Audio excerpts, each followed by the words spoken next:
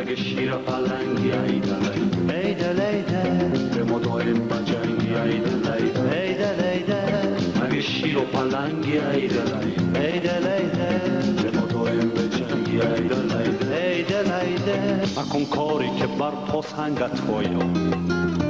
جهان با این فراخی تنگت های چو فردا نام خان و نام خانم تو را از نام خواندن ننگت های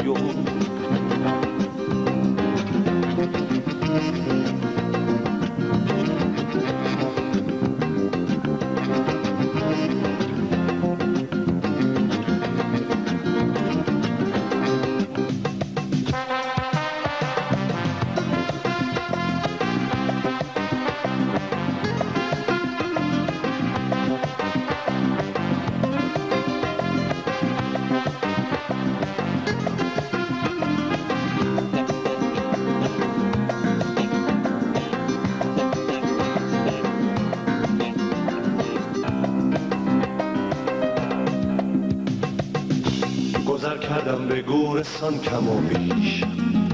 بدیدم حال ثروتمند و درویش نه درویشی در آنجا بی کفن و نه دولتمند برد از یک کفن بیش مگه شیر پلنگی ایدل ایدل ایدل به ما دایم بجنگی ایدل ایدل ایدل ایدل مگه شیر و پلنگی ایدل ایدل ایدل به ما دایم بجنگی ایدل ایدل ایدل ایدل از آن روزی که ما را آفرید به غیر معصیت چیزی ندید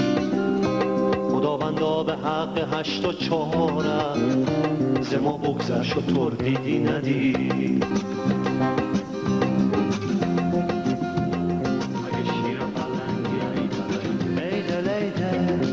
دایم بجنگی ایدل ایدل ایدل ایدل مگه شیر و پلنگی ایدل ایدل ایدل به ما دایم بجنگی ایدل ایدل ایدل ایدل مکن کاری که بر پا سنگت های جهان با این فراخی تنگت های چو فردا نام خان و نام خان